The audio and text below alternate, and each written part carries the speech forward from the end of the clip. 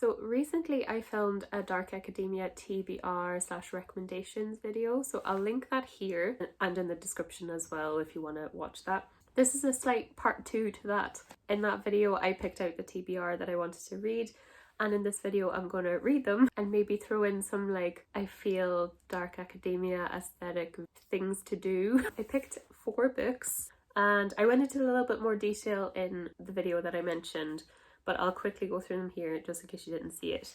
The idea for this video is I want to read 4 books, which I think is like a realistic amount for me for reading in a month, I suppose. I thought I would like rank them and maybe review them. So yeah, I picked out these 4. When I was picking my TBR, I wanted to use books that I already owned. I didn't want to buy any new books. So I picked these 4. I hope they do fit the aesthetic or category, but we'll see and I'll make that judgment, I suppose. All of these are starts of series.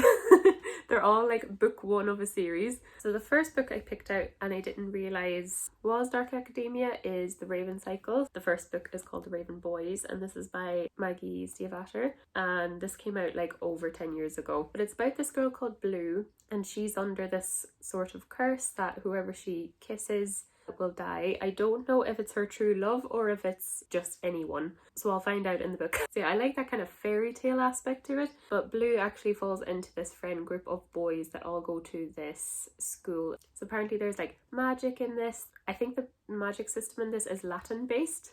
I heard that this book is like really atmospheric, so I'm excited to get into this. I've heard good things. I'm hoping this aged okay and hopefully it doesn't read too young for me, but I'm like optimistic. I like the idea that it's like a found family, it's this collection of friends. But yeah, that's book number 1. I think this was book number 2. I don't know if this was 2 or 3. I've got Vicious by V. Schwab. So this is a duology. There is Vengeful, but apparently there is actually Victorious is going to come out, I think sometime. I don't think there's a date for it, so there will be a 3rd book to this. So this is about 2 friends, Victor and Eli. I think they're college roommates, they're very good friends, they're both like are really into their studies. They're doing a thesis on the supernatural, and their thesis is if under the right conditions you could develop powers. And I think both of them are adrenaline junkies as well, so it sounds exciting. But then there's also like a dual timeline, so that you have 10 years later as well, and they're not friends anymore, they're enemies. So I'd say you're spending the book figuring out what happened between them. So it's a bit of a superhero Dark Academia, but I like the idea that it's like they're studying a thesis on powers, so that's interesting. V. Schwab's one very optimistic. She's excellent. She's definitely an auto-buy author for me. But yeah, these have been out for a while, but I haven't like picked them up yet, so excited about that. I'm going to say excited about that, about all of these, because I'm excited about all of them. The next one I owned, but I didn't realise was Dark Academia themed.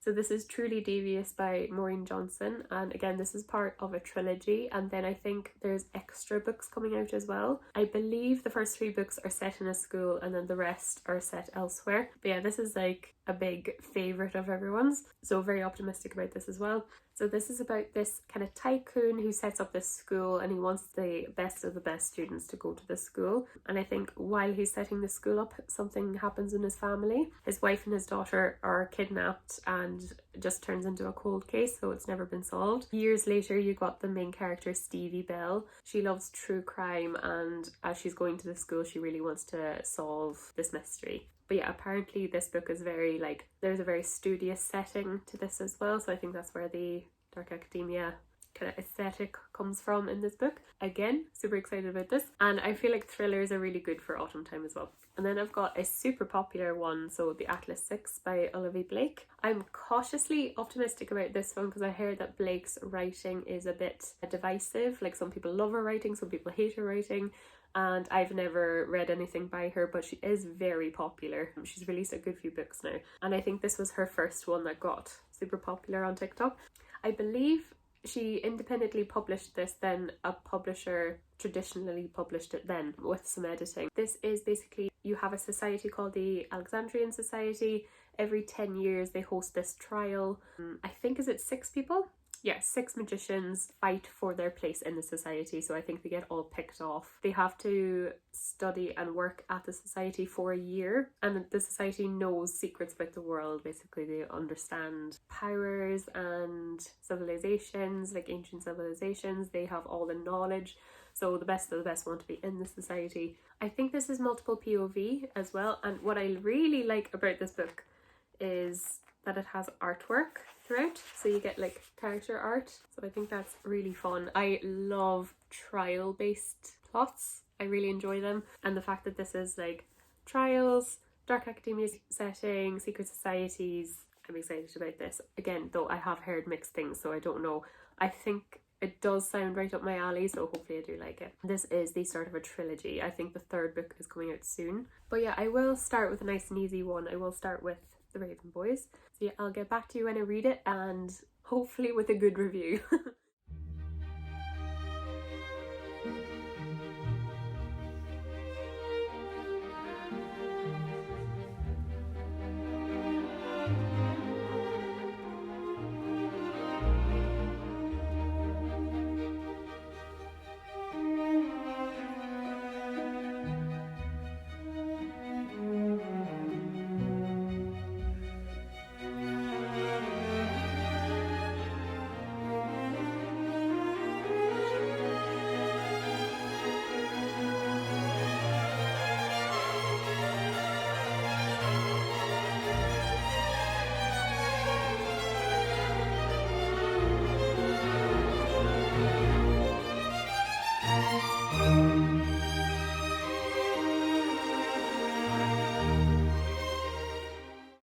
I finished my first book for this video. I started off with The Raven Boys by Maggie Stiefvater. This is the first book in the Raven cycle. So the Raven cycle has 4 books, and my god, did I not love this book. I loved this book. I have really nice memory now. I started reading it in the Secret Garden in Galway City, which is a really cozy cafe. If you wanted to like work or read, I think it's a really good cafe for that.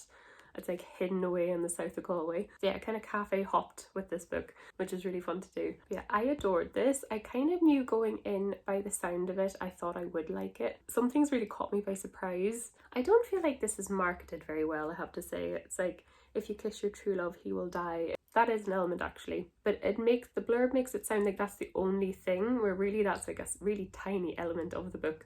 Also, I had a realization while I was reading this that I thought this was set in Wales. I thought this was set in the UK. It's not.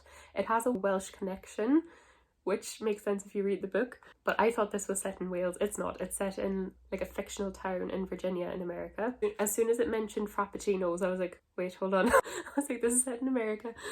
So in this you have Blue, so she's the main character. She's a 16-year-old girl. Her mother is a psychic, and they actually live in this little kind of psychic community. So her and her mother and all these other like psychic women all kind of live together in this house. So she has this kind of like unusual upbringing.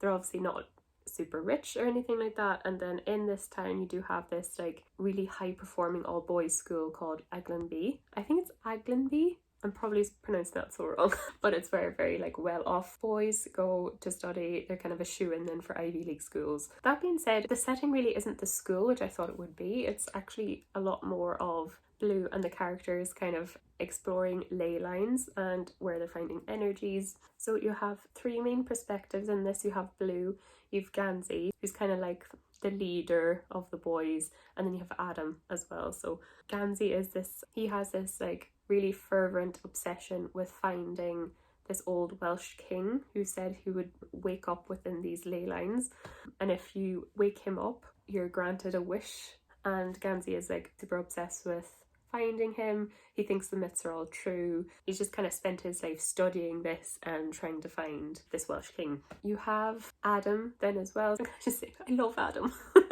I would die for Adam. He comes from a very poor background. He actually grew up in a trailer park and he got a scholarship to this school, so he's working super hard. You have Ronan as well, who's a bit of a delinquent. You can probably tell he's suffering from PTSD because he found his father dead, and he's kind of acting out, he's not really studying anymore. And then you have Noah as well, who's just this little, I can't say anything because it'll spoil it. He's so funny. He's just a little shy character. And it's funny, I kind of thought like the group of them, like going into this book, I thought the Raven Boys would be this big group of really good friends, where really it's more that each boy is friends with Gansey, if that makes sense. So I think the relationships between the other boys are going to develop. There's a lot of talk in this about money and like the power it gives people. So you have like Gansey really grappling with like wanting to help his friends, and his friends maybe not wanting that help, maybe accidentally comes across as condescending, where really he just wants to be kind, or maybe he is being patronizing, he doesn't know. So there's that kind of a lot of talks about poverty and wealth in this book, which is really interesting, especially from Adam's perspective. He really doesn't want to be a charity case. He has this like really gut-wrenching kind of story. I'm really interested to see what's going to happen to him in the next book. I am dying to pick up The Dream Thieves. I'm dying to pick it up. I don't want to give too much away, but Blue ends up kind of falling into this group of boys, and they're all trying to track down and study this ley line to see if this folktale is actually correct and true. So yeah, there's definitely like magical realism elements in this book. There's paranormal elements. It's very folklore inspired. There's a lot of nature setting. So it's a very atmospheric book. That being said, for being a Dark Academia reading vlog, I understand why people would say this is a Dark Academia book. I didn't really get that too much. There is like those settings of like the obsessive study.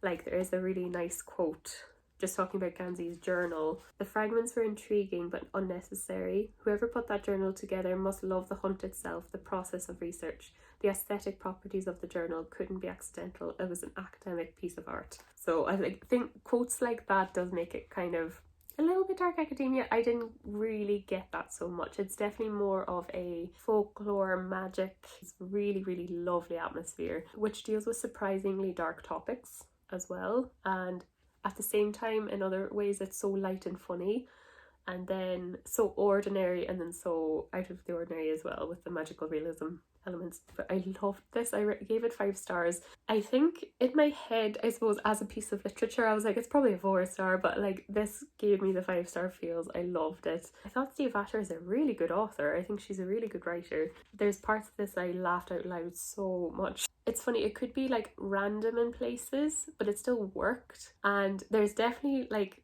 nearly like a wholesomeness to this book. There's something wholesome about it, or might lean on cringy, but it's like in a really charming way. Like it's really enjoyable. There's something really wholesome about it, despite the dark topics.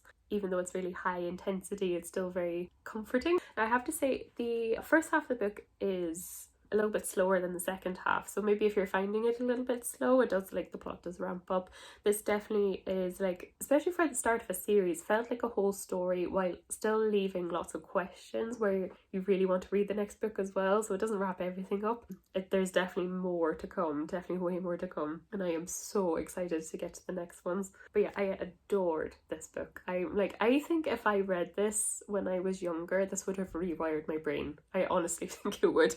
I think if teenage me read this would have changed my life. I love it. I really love it. It's such a beautiful atmospheric book. Really well written. The characters are so interesting. That being said, I feel like Lou herself, I didn't find too much of a personality, and it is funny. She is supposed to be quite a weird person. She's supposed to not have any friends because she's a bit weird. I didn't find her weird at all. If anything, she just came across as like a sensible teenage girl. I think the only thing eccentric about her was maybe her fashion sense and how she decorates her room and stuff. I didn't find, she's supposed to be weird. I didn't really get that she was weird. It might have been a bit of like Bella Swan with Twilight, where the author might want you to self-insert yourself here. So she might have intentionally left her like slightly bland, so you could maybe self-insert if you were a teenage girl reading this and you felt a bit of a loner. I don't know. Not that I disliked Blue or anything, but I didn't get the weird, if she was supposed to be weird, I didn't really get it. Gansey as well, I feel like he's going to grow on me more.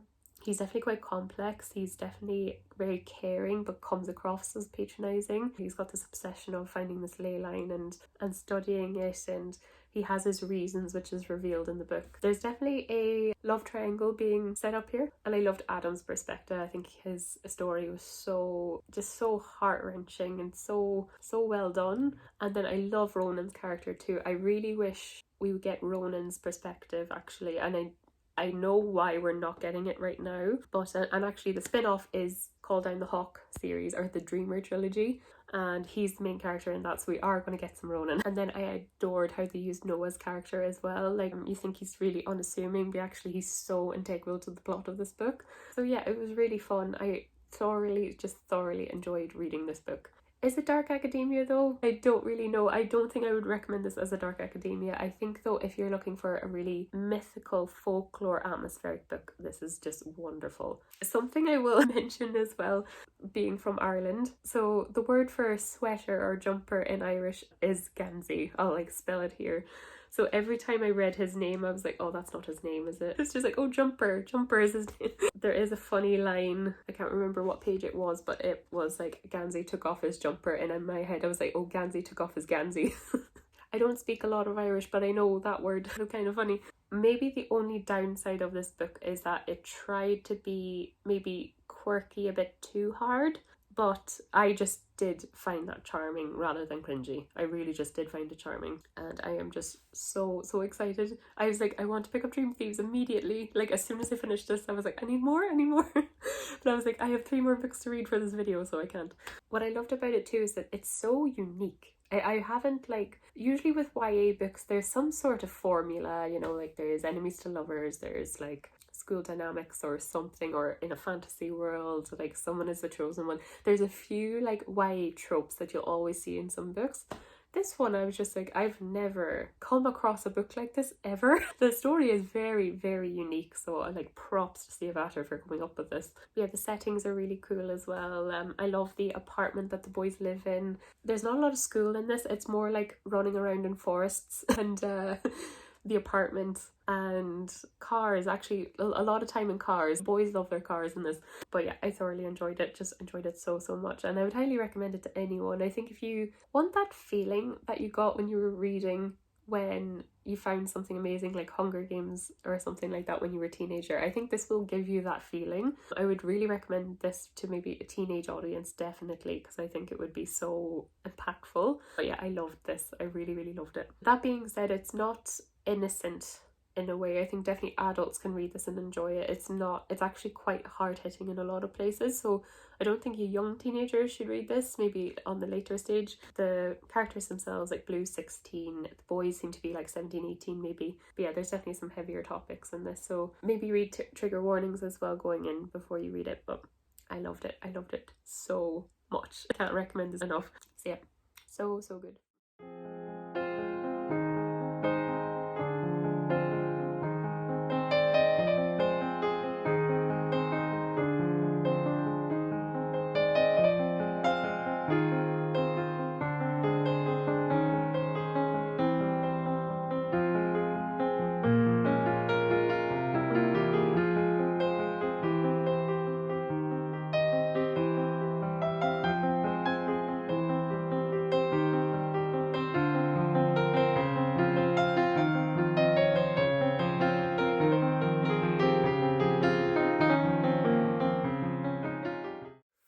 Hello again, I've just finished another one of the books on my list.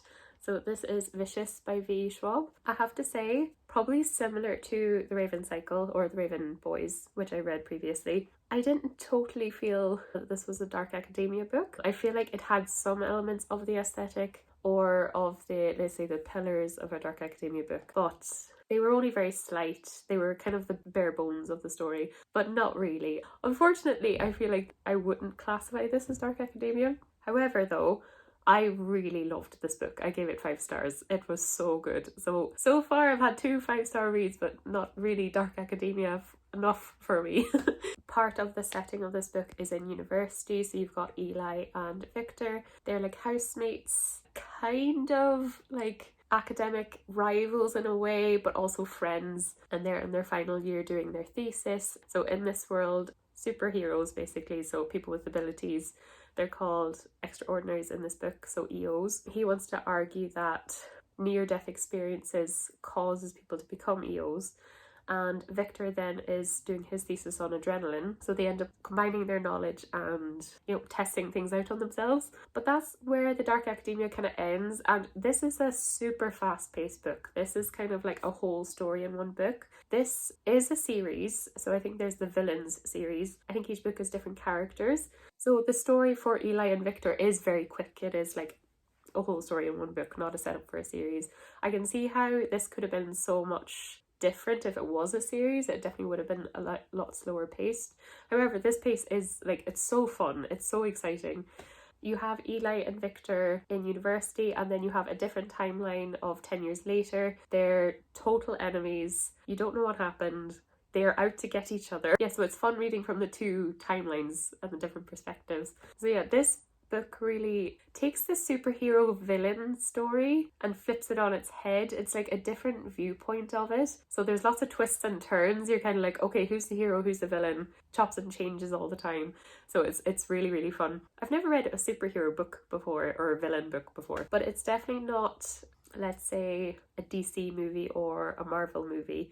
Darker. It's definitely, it has a lot of violence in this, like, just bear in mind. It does talk about drug use. It's an adult book. It kind of reminded me a little bit, maybe the atmosphere of Robert Pattinson's Batman. So that kind of dark tone superhero villain movie, or The Dark Knight, any of those kind of movies where it's not, you know, it takes the superhero villain story and make it quite serious. This was just so fun. I loved it. Like, V. Schwab, her writing is perfect. The pacing was perfect. This was like, it was the equivalent of watching a good action movie. I feel like it was just like so exciting. Like I couldn't wait to find out what happens. It's very quick read as well. I feel like I read this within like 3 days. It is very quick to get through, and I'm very excited to move on to Vengeful. So yeah, the academic side of things is very minimal. It's kind of just the start of the story, and then it's kind of just like an action movie after that. I can see why people say this is dark academia, but I do think it's pretty minimal. I wouldn't classify it in that way, but still enjoyed it. So glad I read it. I love that Victor and Eli kind of like meet a lot of EOs and start working with them, and like it's fun kind of seeing people's powers like show, because it's different for every EO. And so that was like really fun and exciting, because you've got a couple of characters and you're like, what is their power? What is their power? I also love the art style of this book, because this makes sense once you read it. But yeah, I remember hearing a review of this book, and I think I read that some people thought like the characters were a bit one-dimensional. I would agree to an extent, but I think Schwab did that intentionally, because there is actually a section in this book talking about your personality, or who you are as a being. How does it change once you become an EO? So that, I feel like, is actually part of the story, the fact that they might be a little bit one-dimensional. But I didn't find that. I thought it was really good. I loved the characters. I thought they were very entertaining. I loved how twisty it was. Their reasoning behind doing things was really crazy. So it was just such an exciting book. So exciting. Definitely equivalent of watching a really good action movie. And I do love a morally grey character. I do really like characters like that. They're just like a little bit more interesting. So yeah, just a really good revenge story. Just really, really good.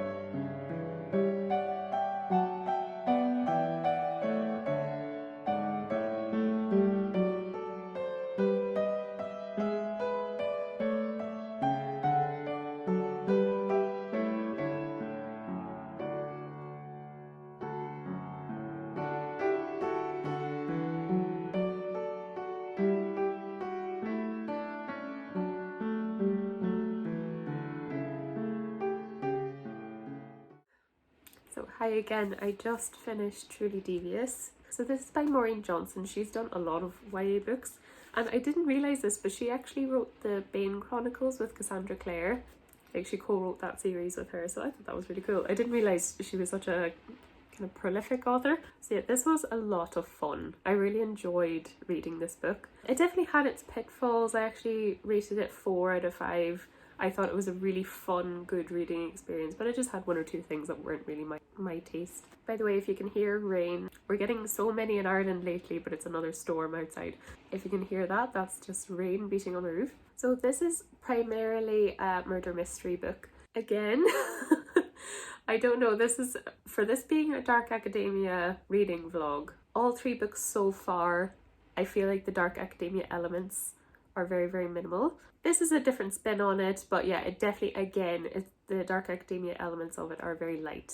I would definitely categorize this book more of a thriller murder mystery than a dark academia book. Still, that being said, it's still really, really good and still has some of those elements. So in this you have Stevie Bell. She's this 16-year-old. She really wants to work for the FBI. She's really obsessed with solving cold cases and listening to podcasts, reading murder mysteries. Like, it's her whole life is solving crimes. So she really, really wants to become an FBI agent.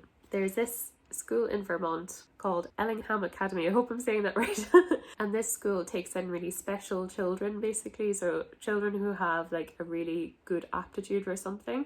They're very selective and it's free to go as well. So anyone can go as long as they have this maybe quite out there aptitude. And the school is really interesting in they want to focus on the child's aptitude in terms of what they're going to learn. So Stevie gets assigned like anatomy, she gets assigned Spanish. I forget the other subjects, but a lot of subjects that will help her to become an FBI agent, basically. And she has to pick a whole project. And her project is going to be the Ellingham case itself. So I think it was like 80 years previous when the school was first set up by Albert Ellington. His wife and his child go missing and the case was never solved. So her project is trying to solve that case. So this book though, so this is a start of a trilogy. There's also a few more books. I know there's book 4 and book 5, but they're not part of the original trilogy. I think they're more spin-offs with the same characters set within the same universe, but the Ellingham case I think is within the first trilogy. So this is a setup to a series. Within this you have another mystery happening which Stevie is involved with and she's trying to solve it. The setting's in Vermont in America, so there's lovely descriptions of the school and how it looks. It's very eclectic and kind of gothic. The tycoon who built the school like loved art. There's statues all around the place and like these lovely buildings, and so yeah, it's just a really unusual setting. And then each student lives with 2 other first years and 3 other second years. So there's only 2 years in this school, so I think it's in America, I think it's junior and senior year. So it is fun. The fact that like Johnson has set up this school that has eclectic characters, it makes the characters really interesting. Like they all have like kind of a special aptitude. That being said, I don't think anyone is too one-dimensional either. You know, it's not like the aptitude is their personality. I think the characters are still quite fleshed out, and even Stevie herself. So it is super fun, definitely just very reminiscent of maybe reading an Agatha Christie with a modern setting, that kind of cozy mystery feeling. But I really loved this. Like the plot is excellent. Like I didn't see anything coming. Either the plot's great or I'm just too dumb to figure anything out. So the plot is really, really well done in this, and it's a very readable book. I found every time I sat down to read it I was really excited because I couldn't wait to see what was happening. And that way it was really, really good. I felt that this read very young for a young adult. It definitely gave the impression of like a millennial or a boomer trying to speak to Gen Z in their language a little bit. However, I think that's okay, and that's what Johnston was trying to do. I would argue though that a lot of young adult books, I feel like anyone should be able to read them and enjoy them. Like I think some of the best written books in the world are middle grades. I think Nevermore by Jessica Townsend, A Series of Unfortunate Events by Lemony Snicket. So books that are even though targeted to a different audience, to the age group that's reading it, I think if the writing's good, anyone can enjoy. It's not a fault with the book. It's more just like that's what Johnston was trying to do. It's interesting just reading The Raven Cycle when the characters are the same age group, and I felt like that book was written in a way that anyone could probably enjoy it, but still aimed for that age group reading it. Sounds like a critique. It's not though. It is just, it's a book for a younger audience. I felt like some of the writing was very jarring. Like sometimes I had to read some sentences or paragraphs over and over again to like understand what was happening. I felt like some of the flow of the writing was a little bit jarring sometimes, not all the time, just every so often. Another thing I would say about this book, I don't think it'll age very well. If I'm guessing that this was written in 2016, it definitely reads like what was happening online in 2016. So I just remember internet discourse at that time, and it was like at the time when talking about mental health was starting to be okay to talk about, you know, like we know that now in 2023, but even as short of a time as since 2016, Stevie herself has anxiety, and a lot of this has talks about anxiety, which of course is really good. However, it was talking about anxiety like you've never heard about it before, a little bit. You know, it reminded me just of online discourse that time, like just even 5 or 6 years ago. Just a little bit woke, but the most basic level of it. So it reads a little bit like that. I don't think it's going to age well. It's not a major pitfall of the book, but I do think it was definitely fun, and I definitely would continue on reading. My expectations of this were a little bit higher. I think I was like slightly disappointed reading this. I thought it would be like the best, like one of the best YA things I would ever read, but yeah, it was like very good, but definitely not the best thing I've ever read. Still, really, really good, very well plotted, very readable. The characters are fun, the setting's really fun. I think just bar some of the writing, and I think some of like the online discourse things being a little bit outdated. I feel like it read a little bit like a millennial or boomer trying to relate to Gen Z a little bit, but back in 2016. But still really fun. Definitely enjoyed it.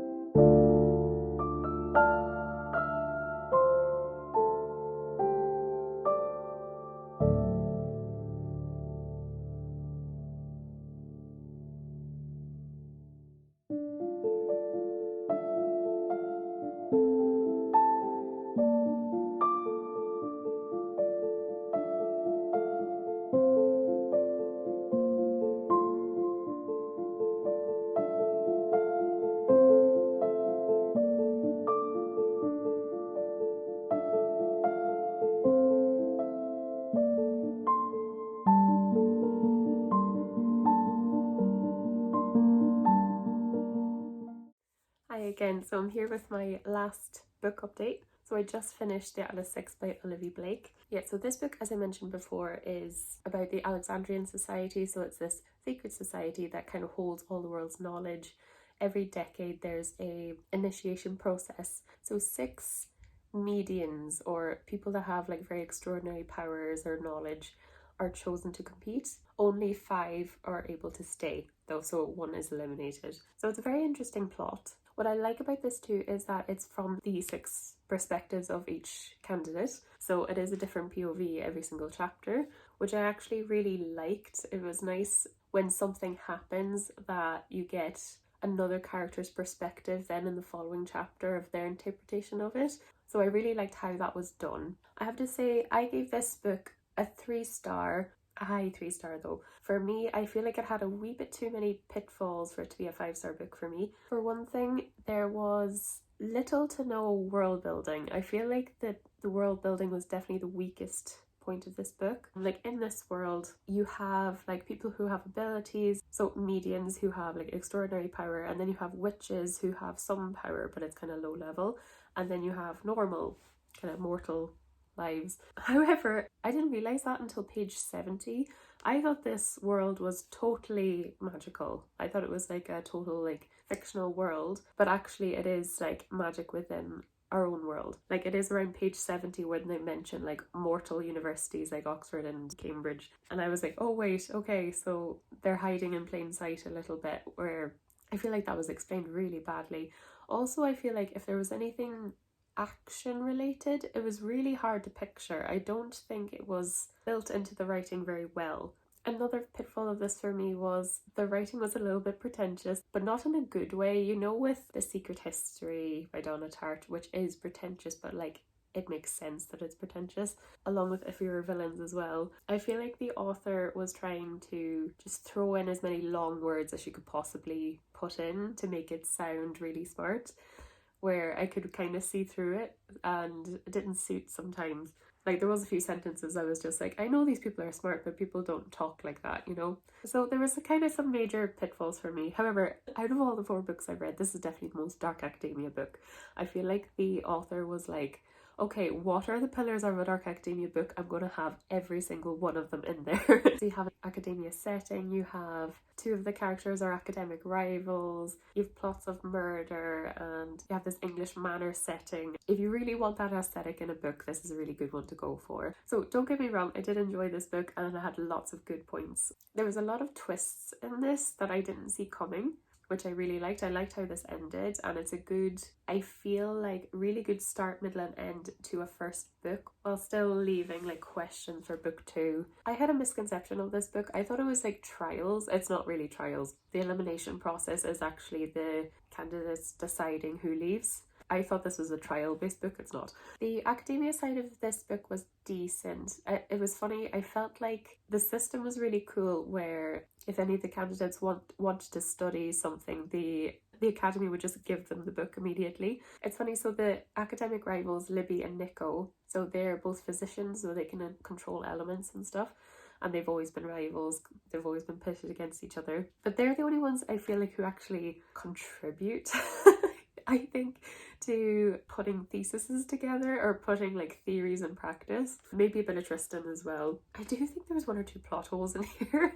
There's actually a, so you have Callum and you have Parisha. Callum is an empath, so he can control people's emotions. And then you have Parisha who can read people's thoughts. So theirs is very interwoven. And they actually have kind of a standoff a little bit in a lesson that they have. Tristan's ability is he's able to like see through things, and I'm wondering why he didn't see through that. I don't know, is that just me missing a tick? I'm not quite sure. You also have Reina as well, who I really liked. She could control life itself, so like plants, like she's kind of like this mother nature personified. But it was fun. I really liked the theory. So they do throughout the year talk about the concepts of like space and time and thought itself. So there was kind of like sections of the book that kind of focused on what each of the candidates were good at. As you can imagine, there's a bit of like alliances forming and stuff. There was one, I have to say, between Callum and Tristan that I didn't believe. I didn't believe their friendship. I think the author really wanted you to because it's needed for the plot, but I didn't believe their friendship at all. And that's another thing I will say about the book. I feel like where the author really wanted you to feel really compelled by something happening, it kind of fell flat sometimes. So that would be one of those things where it just didn't click with me, was Callum and Tristan's friendship. However, it was very interesting. I don't think it's the best book I ever read. I don't think it's the worst book I ever read. I think it was very average, but good average. I do actually have the Atlas Paradox, and the Atlas Complex is coming out soon, I think, the 3rd book in the trilogy. I think that also the thing with multiple POVs, you're definitely going to have favourite POVs. I think for me it was definitely Libby and Tristan and maybe Rena. I didn't care for Callum or Parisha's as much, even though Parisha's quite interesting. And I quite like Nico's, but again, kind of took him or left him. What's interesting as well, I feel like this book took some elements of the movie Inception, especially when you get to the thought section. So that was interesting. I think the author was maybe inspired by that movie a little bit. There is also some romance elements to that as well, if that floats your boat. But yeah, a good book. So yeah, that's all 4 books read. I have to say, this video took me forever. I think I started this in September.